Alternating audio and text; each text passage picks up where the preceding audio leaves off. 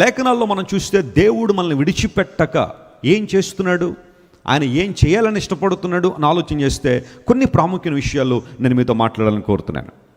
న్యాయాధిపతుల గ్రంథం 6వ అధ్యాయంలో ఒక మాట నాకు కనబడింది. ఆ మాటను ఒకసారి పరిశీలించేద్దాం. న్యాయాధిపతుల గ్రంథం 6వ అధ్యాయం 13వ వచనం మనం చదివితే, గిద్యోను చిత్తము నా ఏలినవాడా యెహోవా మాకు తోడై ఉండిన ఎడల ఇదంతయు మాకేల సంభవించెను, ఇదంతా మాకు ఎందుకు సంభవించింది? యెహోవా ఐగుప్తులో నుండి మమ్మను రప్పించెను అని చెప్పుచు మా పితరులు మాకు వివరించిన ఆయన అద్భుత కార్యములన్నీ ఏమాయను? యెహోవా మమ్మను విడిచిపెట్టి మిద్యానీయుల చేతికి మమ్మను అప్పగించెనని. చెప్పండి, ఎవరి చేతికి అప్పచెప్పాడు మమ్మల్ని? ఇది గిద్యోను అభిప్రాయమా లేకపోతే దేవుని యొక్క చిత్తం అంటారా? ఇది ఖచ్చితంగా గిద్యోను అనుకుంటున్న అభిప్రాయం కదా. సరే, జాగ్రత్త వినండి. గిద్యోను ఒకరోజు వైన్ ప్రెస్ దగ్గర, అంటే ద్రాక్ష గానుగ దగ్గర గోధుమలను దుళ్ళగొడుతున్నాడు. అంటే గోధుమలను వాటి వెన్నుల నుంచి త్రుంచి ఆ గోధుమ గింజలను తీసుకుంటున్నాడు. థ్రెషింగ్ ద వీట్, ఇంగ్లీష్లో రాయబడిన మాట. He was threshing the wheat at a wine press దగ్గర వాస్తవానికి ఏం చేస్తారు అంటే, ద్రాక్ష పండ్లు తీసుకొచ్చి ఆ వైన్ ప్రెస్లో వేసి, ఆ గానుగులో వేసి త్రొక్కుతారు. అలా త్రొక్కడం వల్ల ఆ ద్రాక్ష రసము ఆ గానుగలో నుండి బయటికి రావడం ద్వారా దాన్ని పాత్రలో పట్టి ఆ తర్వాత వారికి కావలసినట్టుగా దాన్ని ఉపయోగిస్తారు. That was suppose to be done. ఒక గానుగ దగ్గర చేయాల్సిన పని అది. అయితే గిద్యోను ఏం చేశాడంటే, అతని దగ్గర ఉన్న గోధుమ వెన్నులను తీసుకుని వచ్చి ఆ వైన్ ప్రెస్ దగ్గర దాక్కుని ఆ వెనకాల వాటిని మెల్లగా దుళ్ళగొడుతున్నాడు. అంటే హి was preparing a meal for him for that day.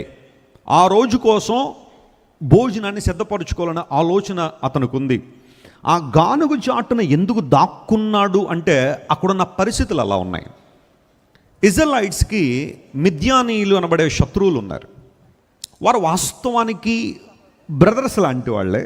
ఎందుకోసం అంటే, ఇశ్రాయేలీలు అంటే అబ్రహాము తర్వాత ఇస్సాకు తర్వాత చెప్పండి యాకోబు సంతానమే కదా ఇశ్రాయేలీలు.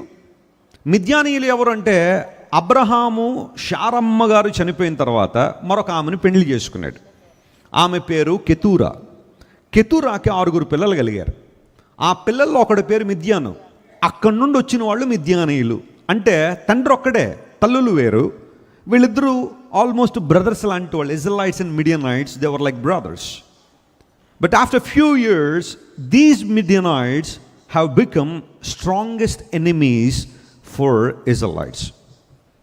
జీవితంలో పరిస్థితులు కొన్నిసార్లు ఎలా ఉంటాయంటే, నీ సొంత కుటుంబ సభ్యులే నీ శత్రువులుగా మారిపోవచ్చు.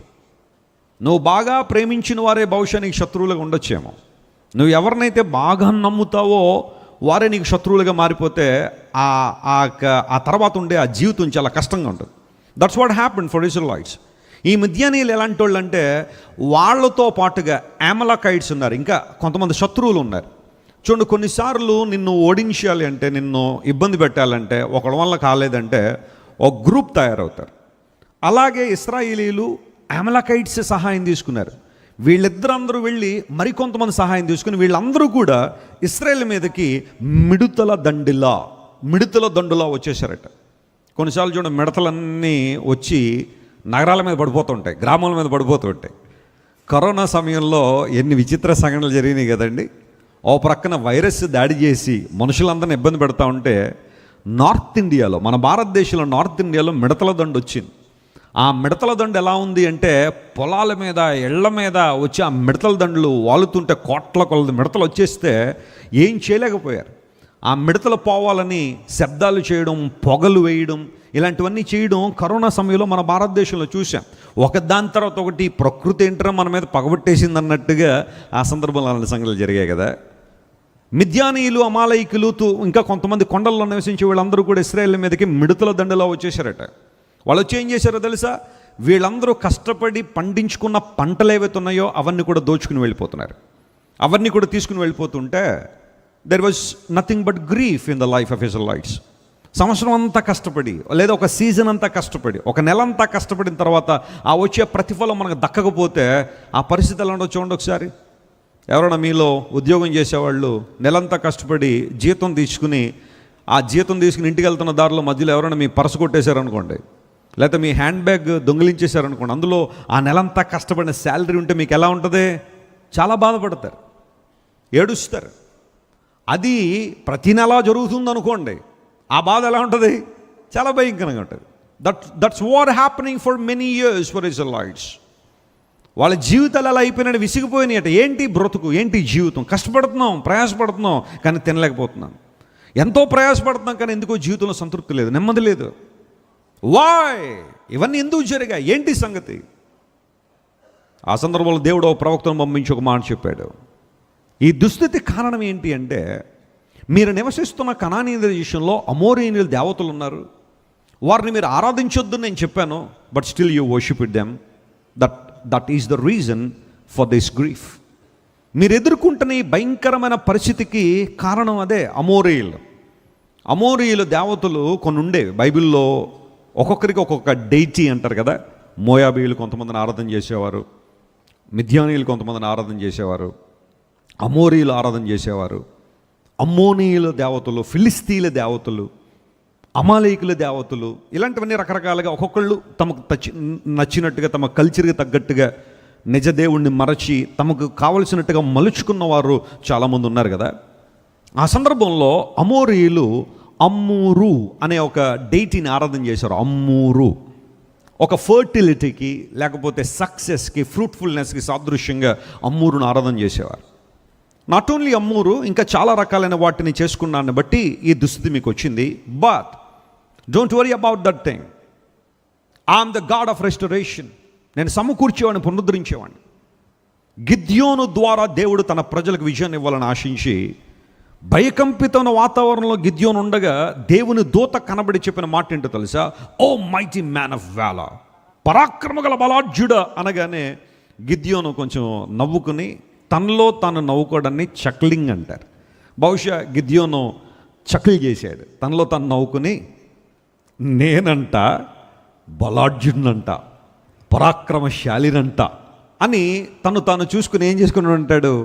నవ్వుకొని ఉంటాడు. కారణం ఏంటో తెలుసా? నేను నిజంగా పరాక్రమశాలిని అయ్యి ఉంటే, నేను నిజంగా బలాఢ్యుడిని అయ్యి ఉంటే, నేను ఈ పని ఎందుకు చేస్తాను?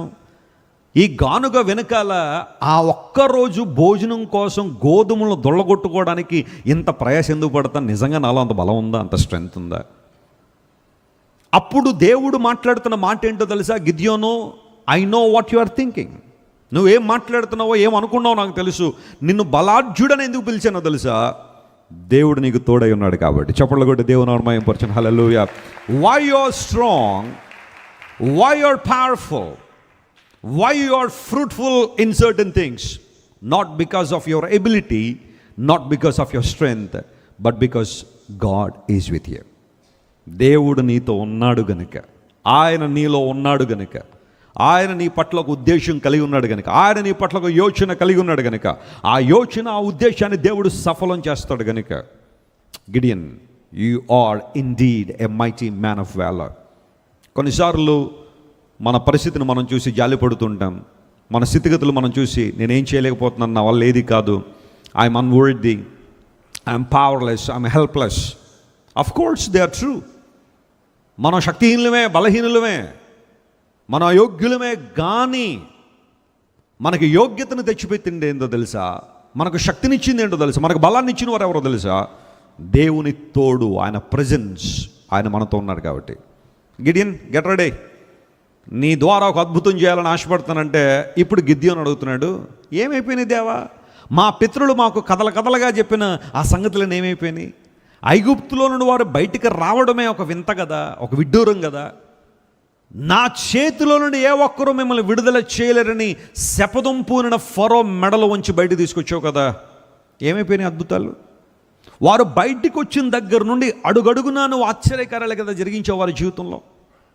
6 లక్షల మంది కాల్బలము, స్త్రీలు పిల్లలతో కలిపితే 20 లక్షల మంది జనాంగానికి భోజనం ఎవరు తేవాలి? నీళ్ళు ఎవరు ఇవ్వాలి? ఆ తర్వాత వారికి కావలసిన అవసరాలన్నీ ఎవరు తీర్చాలి? ఆ ప్రయాణాలు చేసే వాళ్ళలో చాలామంది గర్భిణీ స్త్రీలు ఉండొచ్చు, లేకపోతే చాలామంది అనారోగ్యంతో ఉన్నవారు ఉండొచ్చు. పరిస్థితులన్నీ కూడా ప్రతికూలంగా ఉన్న సమయంలో కూడా వారిని నడిపించావు కదా. రాత్రి అగ్నిస్తంభంగా వారికి ఉండి వెట్టనిచ్చావు. అలా కాని పక్షంలో చలిలో ఎంతమంది చనిపోయేవారు? పగలు మేఘస్తంభంగా ఉండి వారిని కాపాడావు. అలా కాని పక్షంలో ఎంతమంది మాడి చనిపోయేవారు ఆ ఎండలకి. But still you are so gracious in leading your people. నీ ప్రజలు నడిపించడం నువ్వు కనికర సంపన్నుడివై వారందరినీ నడిపించావు. బైబిల్లో చక్కని మాట ఉంటుంది, 40 సంవత్సరాల వారి ప్రయాణ జీవితంలోనట వారు వేసుకున్న బట్టలు ఏమవ్వలేదట, మాసిపోలేదు. మనం వేసుకున్న బట్టలు ఒకే వస్త్రం ఈరోజు వేసుకుని రేపు వేసుకుంటే మన పక్కన 2 కుర్చీలు ఖాళీ ఉంటాయి కదా. అంత ఈజీ కాదు. ఒక్క రోజు తర్వాత ఇంకొక రోజు బట్టలు వేసుకున్నామంటే కొన్నిసార్లు ఇబ్బందే. 40 సంవత్సరాల వారు బట్టలు పాత గిల్లలేదట. మీరు ఎంత ఖరీదైన చీరలు కొనుక్కోండి, ఎంత ఖరీదైన బట్టలు కొనుక్కోండి, కొంతకాలం తర్వాత అవి ఏమైపోతాయి? ఆ కళను కోల్పోతాయి, ఆ యొక్క ఆకర్షణను కోల్పోతాయి వస్త్రాలు. కెన్ యూ ఇమాజిన్ 40 years, 40 సంవత్సరాల నుండి వారు వస్త్రాలు అవే వేసుకున్నా అవి ఏమవ్వలేదట, పాత అవ్వలేదు. కానీ చెప్పుల దగ్గరికి వస్తే వారు వేసుకున్న చెప్పులు కూడా ఏమవ్వలేదట, అరిగిపోలేదట. పోనీ ఆ చెప్పులు తీసుకెళ్ళి ఏమన్నా షోకేసులో పెట్టారా వాళ్ళు? మీరు చెప్పుల షాపును చూడండి, ఆ షూ స్టోర్ మీరు చూస్తే ఆ చెప్పులన్నీ పట్టుకెళ్ళి చక్కగా కలర్ఫుల్ లైట్ల మధ్య పెడతాడు. అవి ఎంత అందంగా కనపడతాయి అక్కడ. మనం వేసుకోగానే అందం అంతా పోద్ది, ఎందుకంటే అవి లైట్లో ఉంటాయి కాబట్టి అంత అందంగా కనబడతాయి అవి.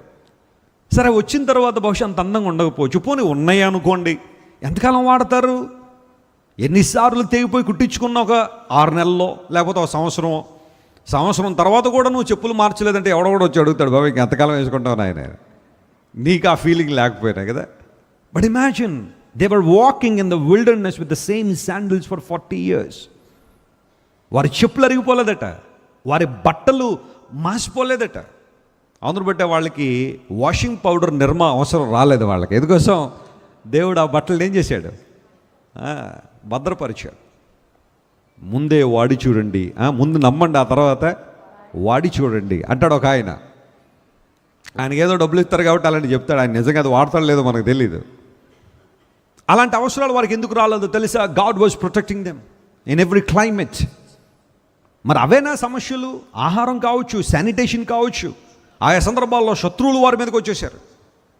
ఇశ్రాయేలు ప్రజల మీదకి శత్రువులు దండెత్తినప్పుడు దేవుడు వారికి సహాయం చేసి అడుగడుగునా వారికి ఎన్నో అద్భుతాలు, ఎర్ర సముద్రాన్ని చీల్చి, ఏలీము దగ్గర దేవుడు వారికి నీళ్ళిచ్చి, బండల్లోంచి నీళ్ళిచ్చి, ఆకాశం మన్నా కురిపించి, మాంసం కావాలంటే క్వేల్స్ ఇచ్చి, పూరేళ్ళు వచ్చి పడిపోయినట్టు పాళెంలో అంత అద్భుతమైన కార్యం దేవుడు వారికి చేశాడు.